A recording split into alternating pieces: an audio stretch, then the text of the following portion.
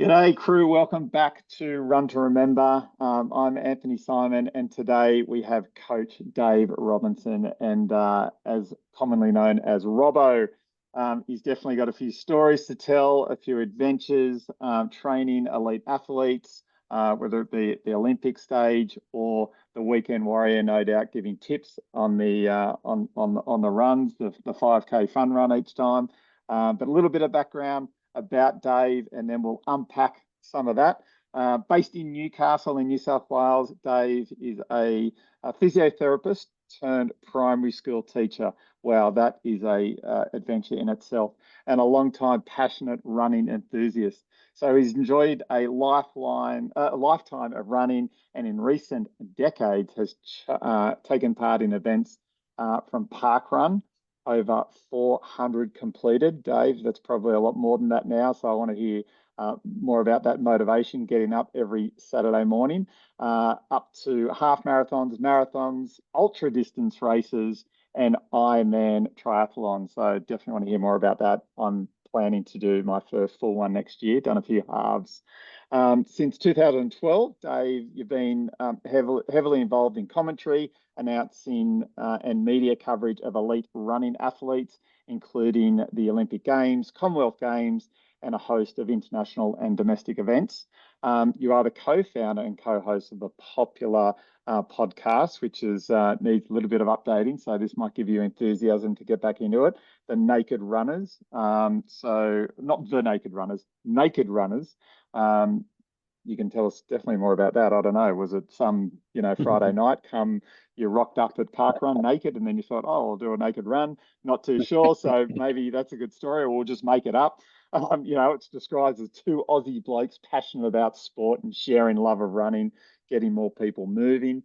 So let's talk about that. You've done live broadcasting with the great Steve Moneghetti, Rob Di Castella, and many others. And you've had a great deal in working with one of our true superstars of the Parasport, supporting para-athlete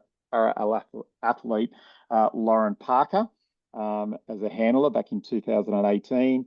And she's gone on to win multiple world titles as well. So, Dave, Robbo, welcome to the Run to Remember podcast. Pete's listening. He wants some inspiration. Where do we start? Oh, Anthony, first of all, thank you for that wonderful introduction. After all of that, I'm looking forward to hearing myself speak, and I'll be happy to correct you on some of the far-reaching claims there. But come on, Pete, you're doing so well, mate. Get stuck in, and look forward to accompanying you for a few steps and minutes and kilometers on your amazing adventure. But yeah, it's just amazing to be here. Thank you, Anthony, and what a privilege to be able to support what is an amazing cause and an incredible feat that these fellas are up to over there in Thailand. So yeah, I'm inspired to be here and happy to have a chat with you. So what was the inspiration from physiotherapist, primary school teacher? Like, just, you wanted more adrenaline, you wanted more, like, it's a much bigger challenge. It was too quiet, and the physio, like the scream of, hurting people, like you chose to, just hear kids screaming. What was it? I was at a running event commentating at the finish line yesterday, and I did make this correlation. It's kind of the same thing. There is a bit of overlap. As a physio, you're trying to convince people to do things maybe that they're not willing to do, such as their gluteal strength exercises. And in the classroom, it's fairly similar. You're trying to get people to sit up straight and listen to you and pay attention, and when they might rather be doing other things. But look, I think it was always an itch that needed scratching. And for 20 years or so, I went down the path as a physio and really enjoyed that, and didn't stop that for lack of enjoyment and drive. But I think there's been this teacher inside of me, and that time that many of us had the chance to reflect on our lives during the COVID lockdown period, I thought I'll give it a crack, and went off and did a master's at uni here in Newcastle where I live, and haven't looked back since. And I still have kept my physio registration just in case, but I'm really loving being in the classroom and the challenges that hanging out with 6 and 7 year olds presents, and helping them along their educational journey. Having kids myself, father to 3 great kids, and my wife and I, have come to realise just how important the job of an educator is, and I'm happy to be able to help to try and elevate that profession, I guess, that important profession in society, and play a small part in it. So I'm loving it. That's so true, Dave. Like I've got two young kids, and during those COVID years and homeschooling, but just getting back in the class around mates and friends and challenges and building up resilience, because that's what it entails. Mixing up with other kids, and Sure. something that is so powerful. I think male teachers. There's not many male teachers out there, and it's such a powerful influence on my daughter and son. So I just want to say massive thank you. What a great thing that you've transitioned to with your running. Why running? Why not swimming? Why not kayaking? What was it that drew you to running? Yeah, I was a very active kid, played mixture of team sports and loved all of them. Cricket and soccer were my main loves, and swimming and athletics on the side, and plenty of that involvement at school. And I was more of a sprinter growing up. I did 100 meters, and when I started to not be as quick, I moved to 200 meters, and then up to 400 meters. I never went to 800 meters. I wasn't silly enough to put myself through that much pain, but I enjoyed that, and found distance running more later on through my uni life, and after being at uni. And my now wife Gabby, she got inspired, having been over in South Africa visiting her sister who lives over in Cape Town, and she came back from a trip keen to have a crack at some longer distance running and keep a training diary. And I was inspired by that, and I thought I'll give it a crack as well. I always did a bit of cross country and a little bit of distance running, but you remember running for an hour for the first time ever, and I thought, geez, if you're silly enough to run for an hour, you could probably run for an hour and a half, or maybe even 2 hours. And and you're knocking off distance goals at that point as well. You've done 10Ks, and a mate I was working with at a hospital in Sydney at the time said, why don't we do the City to Surf? Sure. So 2004 we did that, and then a month later did the Sydney half marathon. And yeah, that sort of kicked off a love for distance running, and have kept at it ever since that. So what's that, 20 years or so this year. So have moved up to doing a bunch of marathons, and then branch into a bit of triathlon as well. But yeah, really love the simplicity, the purity. You can you don't need all the world's equipment.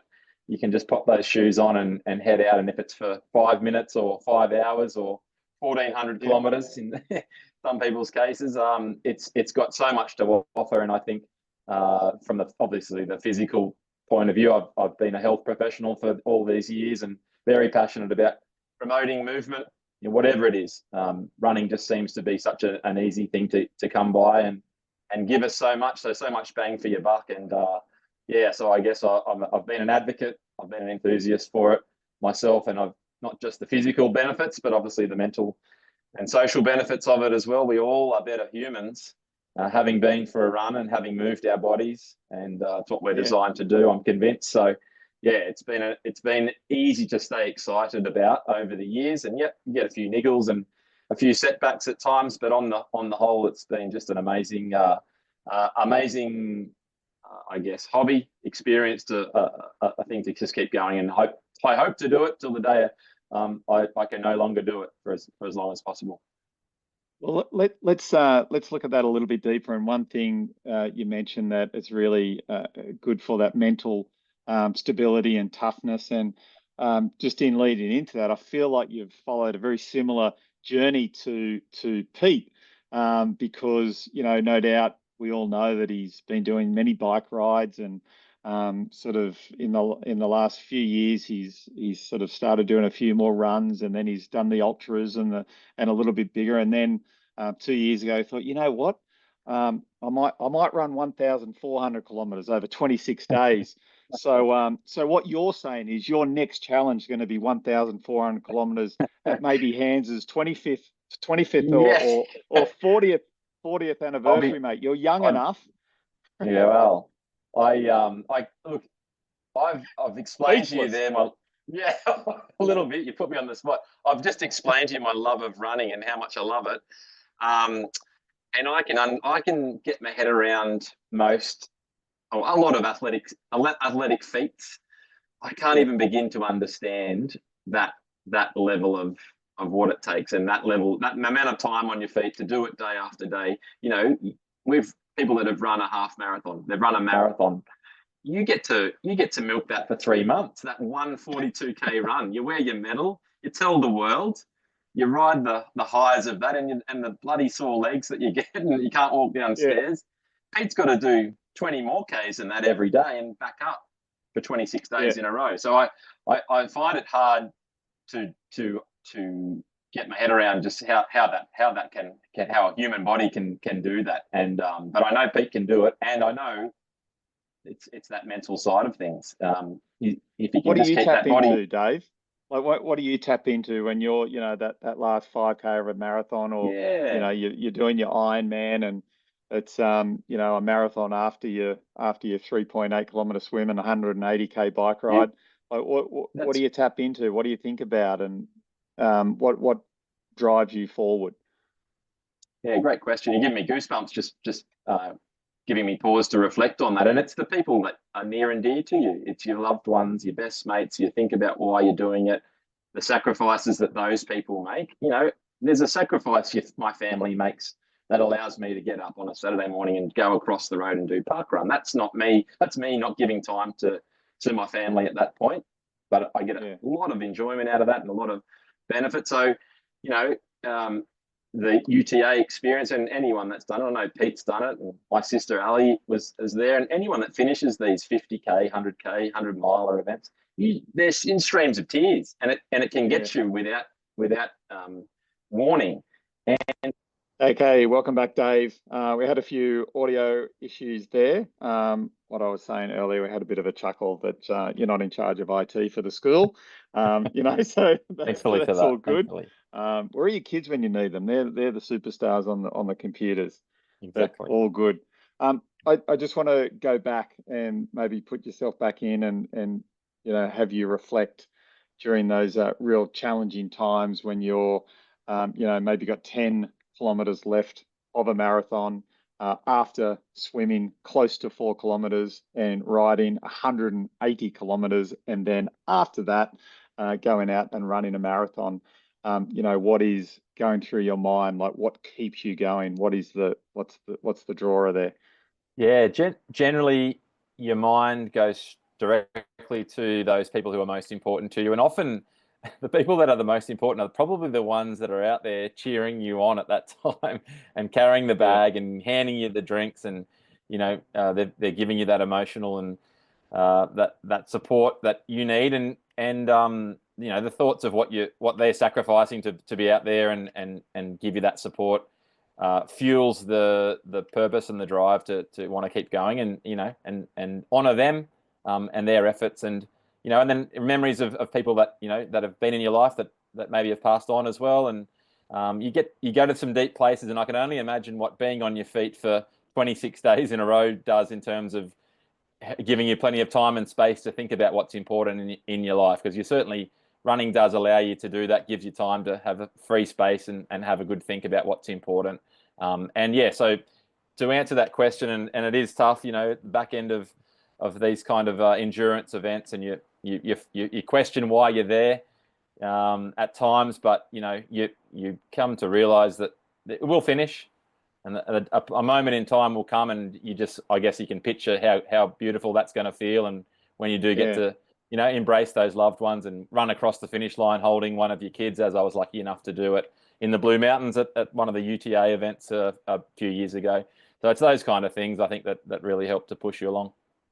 And everyone has their own endurance, you know, definition of endurance. You know, no doubt your endurance is, you know, if it's over probably 50 kilometers, yet, you know, doing over 400 park runs, and maybe give us an update now, you know, you would see people finish 5 kilometers, and that is an endurance. That is, you know, something. So if you could share maybe some of your personal experiences and that euphoria or emotional, you know, feeling at the end.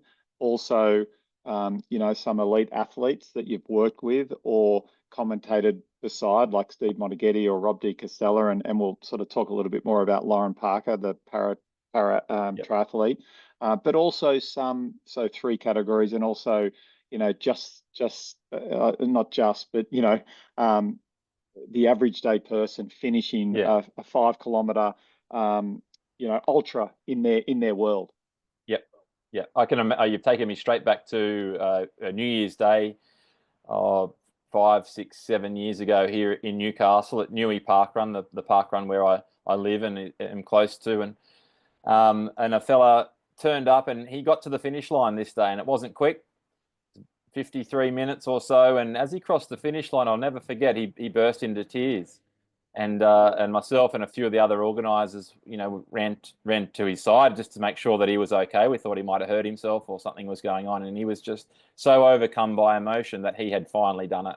He had conquered, as you say, his ultra marathon, his Everest, by getting to that 5K finish line. And he'd had some health issues and had proven to himself that he could do it. And I'll never forget that. And he's become a long-serving volunteer for that event and an advocate for that for many others. And that everyday person who can get that affected by that kind of event and by the sport that we do is such a special thing. And and everyone's got their ultra marathons that they do, whatever the distance is, and that's a really special thing. And you talked about elite athletes, and I guess that's the other side of the coin in a way, but it also in a way it's the same thing. The same body, the same human being that and emotions that go with that. Maybe a tick quicker over the minutes per kilometre average pace over a distance, but those same, the importance, the emotion, the pressures, are tremendous, and the outpouring of emotion when things come to a close at some of these big events is incredible. Another friend, good close friend, Scott Westcott, he had tried to get to the Olympic Games campaign after campaign. He'd been trying since the year 2000. He was one of in the category of one of Australia's top distance runners. Just kept missing out on selection, getting injured at the wrong time. Looked like it wasn't going to happen. He turned 40, and then in 2015 managed to get over to Berlin just as a bit of a Hail Mary and ran a time over there, which was an Olympic qualifier, and just happened to get him on the team and his last chance saloon for the Olympic Games to represent Australia in Rio. And I was lucky enough to be over there with a great mate, Silas Moss, who we were doing a bit of media stuff, and we were able to cheer our mate Scotty on, who was the oldest, I think, Australian marathoner to ever compete in Olympic Games. And he didn't win it. He wasn't there to win it. He was there to put his name up in lights, and he conquered that, and that was a hugely emotional moment as well. And in a different sphere, in a different setting, but. And Scott, to come back to my other friend and the story there, Scott at parkrun, running does this, and I don't know of many other sports that do that. Scott can rub shoulders with the middle of the packer and the back of the packer. They're all on the same start line. They've all got to go through the same distance and go through the same finish line, get their barcode scanned or whatever at parkrun. And it's a really humbling and great leveling experience, and to be able to have that access to some of the best distance runners that have ever been emerged from this country is incredible. And the likes of Steve Moneghetti, who I've been able to get to work with and become friends with, and Rob D. Castella, they say the same things. It's just an amazing sport that they can now, having been at an elite level, come back and give back to the sport, and they have a sense of their status in the sport, but they're very humble people, and they're happy to rub shoulders and give advice and give support and volunteer and help give back to the sport that they love. It seems like, Dave, not only, do you get this adrenaline and feeling, but, and I guess this is where, the desire or the drawing to be a school teacher and, help kids also in running, whether it be commentary and putting people like in there and in that picture, seeing these people achieve, like you're getting just as much from their success as they are, and and then there's your support that you've given people, and let's talk a little bit about Lauren Parker, like how you've been her handler since 2018. What does that involve, and how were you, I guess, chosen or offered to have the privilege to be in that position? Because it is a privilege to be, a support person to someone striving to do something extraordinary.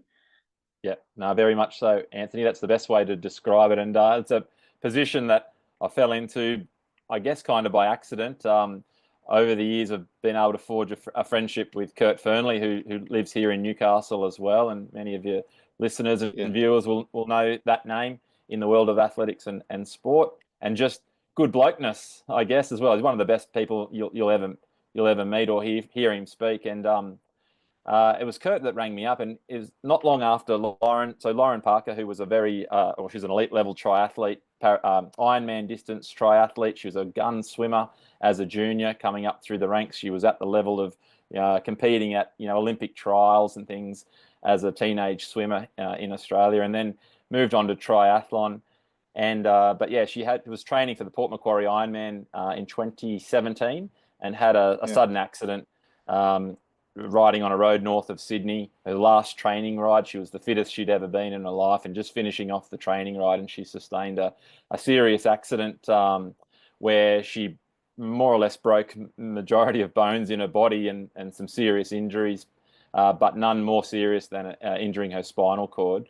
And yeah, that set her off on a path that was very different to the one she expected to be taking, and had to have operations, and found herself in the spinal rehab unit down in Sydney. And yeah, a big shock for a young, fit human being who had goals and aspirations in her chosen sport. But yeah, she was able to find a way to fight back and get back into triathlon, and discovered the world of paratriathlon. And so fast forward, I guess, 6 months or so, Lauren was interested in getting into paratriathlon. She needed to learn how to use the new equipment to do the new version of the sport. So the swim is much the same. The hand cycle is a piece of equipment that she would use for the bike leg, and then the run leg is done on a racing wheelchair, and that's where Kurt Fernley came in. His coach Andrew Dawes lives here in Newcastle, and he was coaching Kurt and started to coach Lauren on what is a very technical discipline to be able to use that piece of equipment. And anyway, Kurt called me up one afternoon. He said, "Robbo, who do you know who's like a big muscle-bound security guard type that could help Lauren out with this job? It's called a handler. It's to help her get from the swim onto her bike, and then the bike onto the run. And we need someone that's pretty strong and can lift and move her around and position her so she can do these races." And I said, "Oh yeah." It took me a little minute to understand exactly the ins and outs of the role, and then I said, "What does it entail?" He said, the person would need to go down to a race in Tasmania.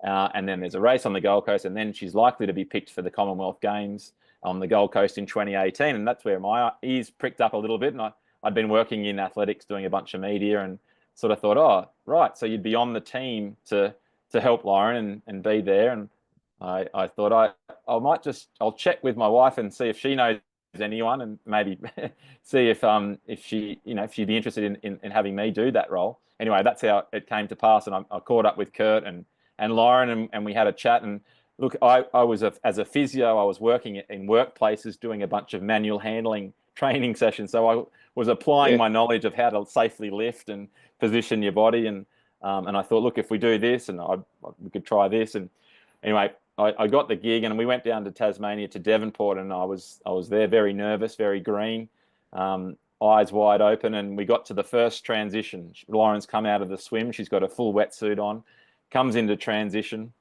and there's me, very carefully trying to pick this wetsuit off, and it's all wet and sticky. And anyone that wears a wetsuit knows what this is like. And it took us forever.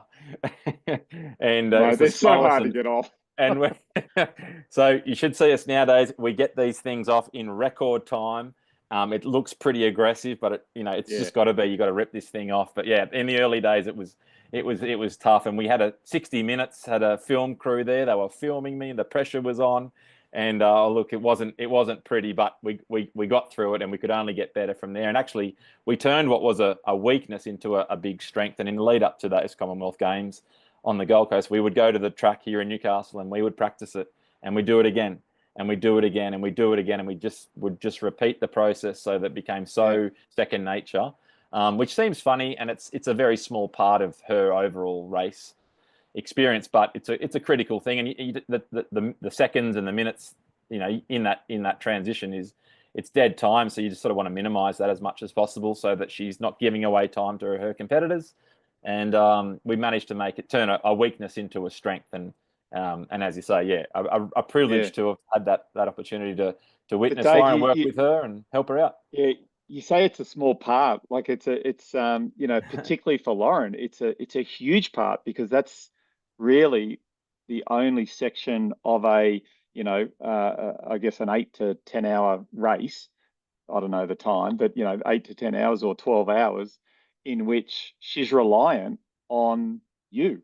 And it's out of, some things are out of her control. So what you may seem as, just a small part, it's quite a massive part, because the rest, she's in her own space and mindset and just in the zone. Whereas, that's the only communication, like where you can touch another person during it. Yes. Yeah, and even the sacred, seconds, minutes before the gun goes off at the start, you're the last person to, give her that encouragement and the squeeze on the back and say, "Come on, you got this today. Go for it." The paratriathlon races that Lauren's done are actually a fair bit shorter than the Ironman distance events, although she has gone and done a few of them and been world champion, become world champion in those. But yeah, these are a shorter, sprintier distance, and it's a bit over an hour is the total length of these ones, which in a way makes it even more pressure on making sure you do not waste a single second in these transitions. And I've tried to just keep a process. I've got a notes document in my phone, and I look at it every race that we work on, and it's just a process that we go through, and righto, we're up to this bit, off you go, Lauren, see you at the finish line, and so it's it can be a little overwhelming, and maybe it looks that way maybe for people that watching on, but we've been able to forge a good team and work quite well. And Dave, what in terms of after an event, whether it be an Olympic event, Commonwealth Games, helping someone at a park run, helping your kids in primary school, obviously you're someone that draws so much life energy, as well as you giving them their energy. What is it, how does that make you feel? How long's that adrenaline feel for you? I mean, I can just feel it now, like the energy, and for those that can't see Dave, he's smiling, you've got that energy, and you just pass that on, but also it goes both ways, right? Yeah, it does. Something like that 2 weeks experience over there at the Paralympics in Paris. I think, what is it now? I've been back in Australia for 2 months. I think I'm still coming down from from the high of that. It was just an awesome experience. The I guess the part of it where I was able to help Lauren was one part of it, but just the entire thing, just to be able to rub shoulders with the Australian team and see how the staff work so hard, and then just to be in that Paralympic village and meet athletes from all walks of life with different challenges that they're facing was immense. And so I think you need to just give yourself that time to step back and have a little deep breath and a reflect at times, and pinch yourself how lucky you've been to be in those positions. And as you say, it gives you lots of energy. It takes plenty of energy as well, that's for sure. And you need to look after yourself with how you manage that. And I guess let's come back to the running side of it. That's a way that restores that energy, I find, for me as well. To be able to do that.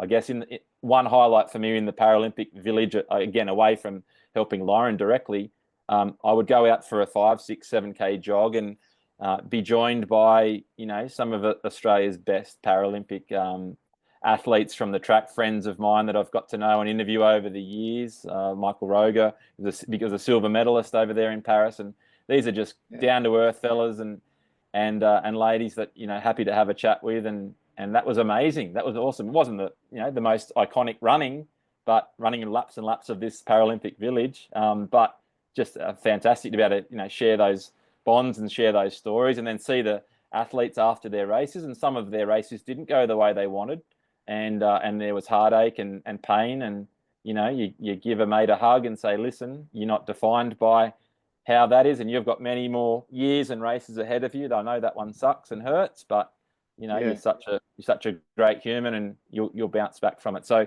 you know, that Paris trip in particular made me want to come back and be a better human being, be able to help people and continue that, and what a great thing to give you energy and give you drive in all aspects of your life.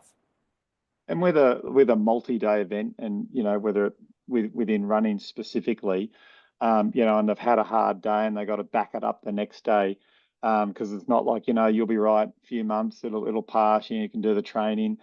How can one prepare? I'm sure there's different ways to get through that, but you know, what are some of the ways mentally and physically that they could bounce back the next day? And having not done it myself, I feel a little bit unqualified to give you a thorough answer there, Anthony. But I just think it's probably that it's like the everyday little aspects of your day and your life, like brushing your teeth.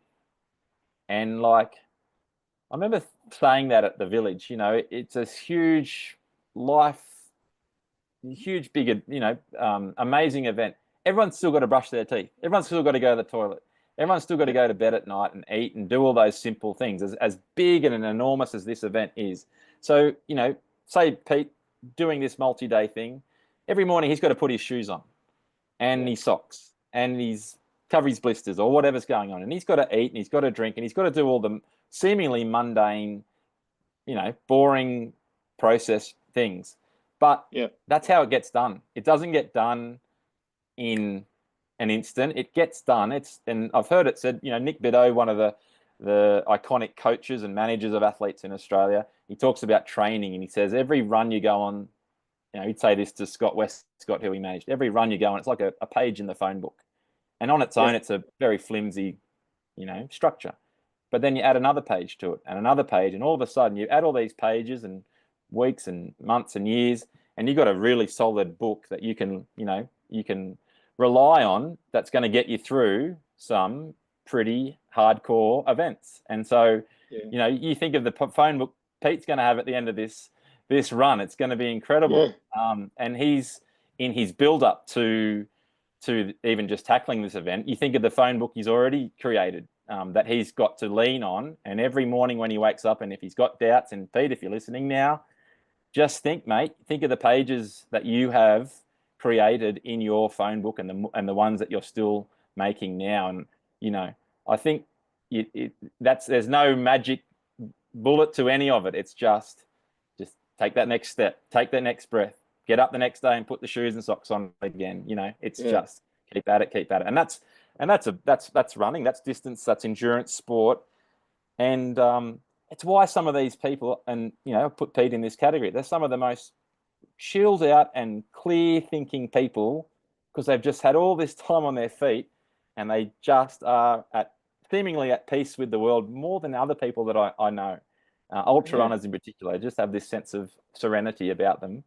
Nothing phases them. They've got a nice perspective on life. Anyway, I'm getting a bit deep and meaningful, Anthony, but I love it. I haven't heard the phone book analogy before, and I love that phone book analogy. And I'm, you know, quite often when I hear words like that, I really, you know, I'm a very visual and picture that in my mind, and I just picture these, you know, bits of paper going on top of each other. And when it does get tough, you know, you try to rip a phone book, you can't. Like, you cannot rip a phone book. Like, you can hardly bend a phone book, you know. And that is you know, if we look at Pete, you know, he's built up these layers and layers through his work with the Australian Federal Police and overseas on different tours. So that resilience, that mindset of toughness, and then training, you know, the kids as they've, you know, had their journey in the homes, and the strength that Hands Across the Water has given them and their future lives, and you know, yourself, you know, working with athletes and you know, the weekend warrior. I love that analogy. Just that page on page, whether it be in sport, whether it be in life, in business.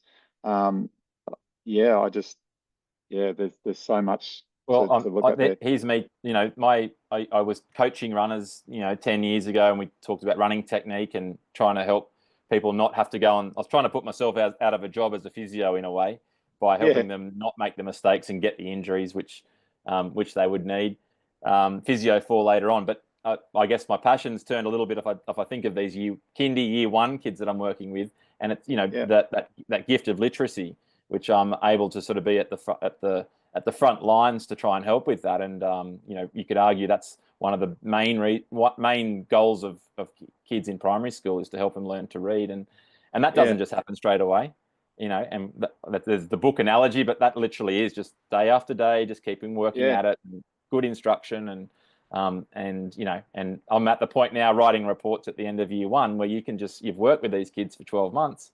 Oh man, it is amazing to see, you know, and to be able to have that opportunity to have played a part in that is so yeah. rewarding and so fulfilling. And so, yeah, you know, it's nice to draw parallels from a few different, you know, parts. And what's you're right, like you know, kids and seeing the growth in kids is so good because they're like sponges, right? And fast learners, and the most resilient. And I guess they haven't had life in them, so they just expect goodness, which is a beautiful Yeah. thing. Um, Tell me, whilst commentating, what has been the most, you know, I guess euphoria moment for you in commentating, where you've just gone absolutely nuts or ballistic in the booth, or when you're Yeah. online? It takes me back, that question. So very fortunate how things have played out in my life. In 2014, there was an athletics event in Newcastle called the Hunter Track Classic. It sat within the Australian domestic tour at that time. It no longer does, but it was an event annually held along with the Sydney Track Classic and the Perth Track Classic and Melbourne and Adelaide. And this friend of mine, Silas Mossy, and I, we were lucky enough to be able to have a crack at doing a live stream in 2014, and then on the back of the seemingly success of that, we're invited to be part of, you know, delivering the other domestic meets. And so we had this fun thing. It was a little bit of a hat tip to Roy and HG at times, but we had this couch that we'd have on the end of the track, and you know, we get to interview Sally Pearson and, you know, offer her a banana, and we'd have a chat about life and how her race was and things, and got to know all these athletes. But the one event I remember that we would lose it. We got to work with a few other commentators, and seeing Brandon Stark in the high jump. Now, he is, you know, one of Australia's best male high jumpers, and that's an event where you can really get excited, and it's an all or nothing event. You either clear the bar or you don't. So it's very simple to Yeah, understand and watch. And anyway, this Sydney Track Classic we were working at around 2015, 2016, and it was just really exciting. It was getting to the pointy end of the competition, and yeah, his third attempt. So it's all this drama. It's a really great event. The high jump, pole vault similar. Two misses. If you miss the next one, you're out. So it's all or nothing, and the bar's up at, you know, this ridiculously high level, 2 meters 32, let's say. Brandon Stark comes in, and it's the slow clap and all the hype up, and we're riding him all the way. Anyway, up he goes, and he clears this bar, and we're just lost. And I think this little clip was picked up on one of the shows on Fox Sports called The Back Page, and you know, they made comment on just how loose and excited the commentators were. So that was definitely a lot of fun, and I guess that was one of the things we tried to leave a bit of an impression on the sport, was bring a bit of colour to it and celebrate these athletes, and you know, their dedication to a sport that at that time wasn't getting much mainstream coverage, apart from those couple of weeks every 4 years or so when the Olympic Games were on. These athletes toil away so hard, and you know, we just love to be able to celebrate them. And it was at a time when live streaming was emerging as a technology, and it was a way that we could bring it out. And I think if nothing else, the parents and friends and family of these athletes, they could watch their loved ones competing. And I remember one of the mums of a sprinter told me, "Oh, this is so great. Now when I have the phone call with my daughter after the race, I know how she went, so I don't have to, have that conversation where she's not happy about her performance, or I know I'm prepared for what's to come." So that was a nice touch. And we got to make friends with a lot of the athletes and their families as well. So again, very privileged and very lucky to have been part of that. But yeah, that high jump moment was a good one. Oh yeah, and tell me, where did Naked Runners come about? Like, what the name, the reason? Yeah. You and a mate, who is he, and My what are you mate, doing yeah, now? so my mate Silas Moss, he was a health professional as well, exercise scientist. We were working together for the same company in Newcastle. He'd been a broadcaster on ABC radio calling A-League soccer football games, AFL, and I'd known of him, and we got together. And I'd been writing a blog at a time when blogs were a bit of a thing, and it was all about, I think it was called Experience Running, and it was some of my thoughts about what's important with running. And I'd written this one blog article, and it talked about some ways to keep your running interesting. I think I'd trained and competed in Port Macquarie Ironman, and I'd lost the love a bit afterwards of just going out for a run. And I came up with these little steps of things you could do on a run. Have a positive exchange with another runner, say just a wave or a wink or how you're going. Look out at whatever beauty that surrounds you, whether it's a sunrise or dolphins or birds or whatever it is. And one of them was once a week, run naked. And so not taking all your clothes off, but just don't worry about your watch. Don't worry about having to listen to anything, and just, I guess, unplug from any technology and plug back into the experience a little more, and make sure you're not missing out on saying g'day to others and whatever's going on around you. So that was where that sort of cheeky little idea came out. And then this friend of mine, Mossy, said, "Why don't we do a podcast?" He'd been doing a podcast for another organisation, and we said, "Yeah, righto, that'd be good." He got us on to ABC Radio, and they said, "What do you call yourselves?" And I think he just came up with this thing. He said, "It'd be really catchy if we called ourselves the Naked Runners, because people will always want to know, is it really naked?" And so that's where that kind of stuck. And so this is back 2010, 2011, and there happened to be a TEDx Newey conference. So there's people that know about TED Talks and TEDx Talks, and we were following them. They were all the rage at that time. And we said to ourselves, if we ever get to be able to talk at a TEDx or do a TED Talk, we know we've made it. We'll just retire. We're done. And anyway, this thing came into town, and I said, I'll put an application in, see if they are happy to take us. And they did. And we talked about the benefits of running naked. And it's on YouTube if you want to endure 18 minutes worth of it. And I think we're going to have to look up look up that link and put it in the show notes. bump up a few views, but yeah, and that was a lot of fun. And really at the heart of it, yes, it was about having a bit of fun with the name, but the main idea with all of that was to promote and normalize healthy living and getting active. Yeah. And we set a bit of a target to make Newcastle and the Hunter what we call it the region of runners, a title that still, depending who you talk to, people still will use that around parkrun and things today. Yeah. And we wanted to get more people running than didn't. And I had this thing actually, wherever you stand on your idea of McDonald's fast food restaurants, but I thought, let's start a parkrun. Let's have as many McDonald's as there are in the region. Let's have a parkrun for every one of them. Let's see if we can beat Macca's. And so I don't think we've quite got there, but we have ended up getting 17 or 18 parkruns in the Hunter region, which is great. And we helped set up that first one in 2012. So that was kind of where that went to, and we started the Naked Runners podcast, and it led to being able to get some good media exposure and some employment with running events and Athletics Australia, and opened up a few opportunities. So we're very grateful for that. I definitely like the concept of getting back to the basics, or just connecting with the outdoors, as opposed to everything's got to be on the Garmin or you know, and sink in with this and that. And I think, you know, when I go for a jog now, I'll say to Beck, you know, she might go, "How far are you going?" I said, "I don't know. I'm just going to go for a tap." On a naked. You know, and I just There you have in go. my mind, just tap, tap, tap. You know, I'm Yep. just tapping away and Love it. and training for a full Ironman now.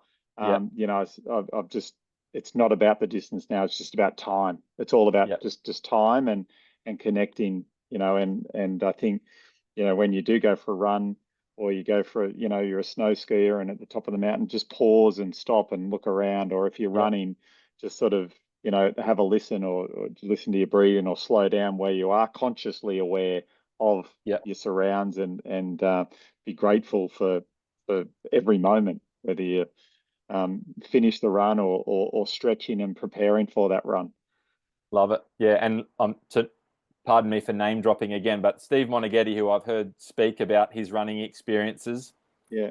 he mentions exactly that. He says on every run I go for, and whether it's, you know, his elite races or it's just a jog around the block, he says I Yeah. try and find that one moment, that one thing that I can appreciate and that I can enjoy and take in and breathe in and look at. And I thought, wow, if a guy like that's talking like that, there's something in that.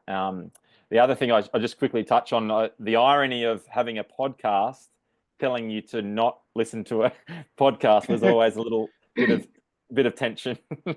Yeah, So that's right. anyway, so that was fun. But yeah, so that I think we got through about 60 or 70 episodes of the Naked Runners podcast. And then we had a Park Run Show podcast at one point too. And it was back when before podcasts were cool, Anthony. So we were Well, there you toiling go. away there. But yeah, no, Yeah. it was good fun. Well, we were just talking before this that, you know, this is the new age where we're videoing it as well. It's going to be on YouTube and your podcast. So just finishing up, if I could ask you to you know, just for a moment, really put yourself in Thailand. Don't know if you've been there or not, but put yourself in the one of the hardest races you've ever done personally, and it's 40 degrees heat. And you know, Pete is tapping away. You've given one bit of wisdom, and you know, remind him and maybe pause his mind for a moment and look around and see where he is in a different country and what it has meant to him with Hands Across the Water. It's 20th anniversary, where he's running to. Have you got any other you know, thoughts if he might be running or laying in bed, resting, listening to this now? There's nothing he needs to prove. He has done so much good over those 20 years and a legacy that will continue on. And so he can run, I think, with the freedom in his mind and in his heart to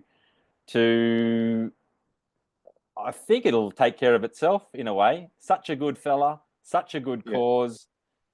He's, you know, he's done the work.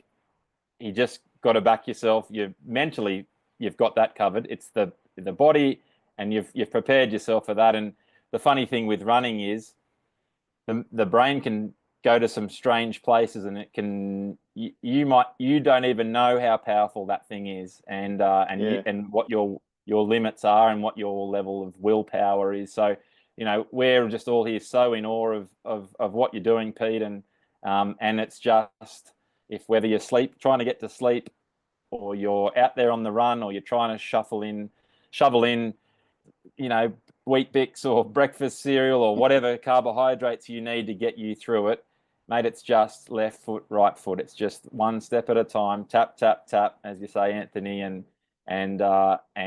you know, it'll get done. And the finish line will get here. And you've got 20 years.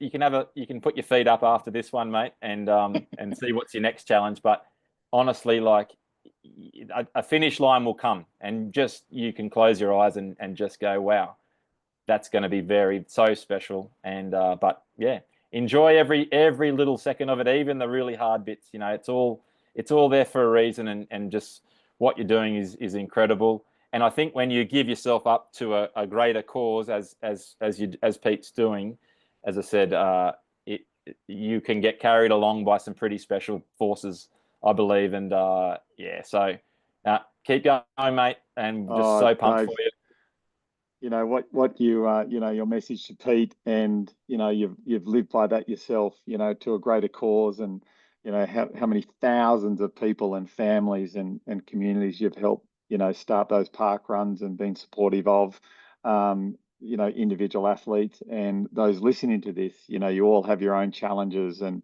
whether you're doing the Run to Remember challenge, if you're running 2K a day or 20K a day, it is your challenge and you have your reason, and there's that something good is going to come out of it, and just put that one foot in front of the other. Tap tap tap. I do say that a lot in my mind. Yeah. I encourage everyone to reach out to Pete, whether you're listening to this now in December 2014 to the completion Boxing Day, which is the anniversary of this huge life-changing event for hundreds, if not millions of people, or it's after the event. Reach out to Pete, say congratulations on everything that he's done, and support the kids in Thailand, support the homes that Pete and all the organisation has supported and set those foundations. So go over to Hands Across the Water, just Google it, jump on there, whether it's $5, $50 or $500. It's amazing. Dave, last words, and if people want to reach out to you or connect in Newcastle, or when everyone's driving up the coast, of Sydney and out of Sydney, I do the odd park run wherever I am. It's so good to connect. But yeah, finishing words, Dave.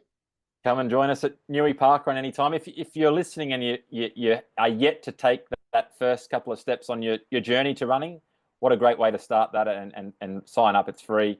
There'll be a park run not far from where you live, no matter where you're listening to, around Australia and indeed around many parts of the world. So encourage you to do that.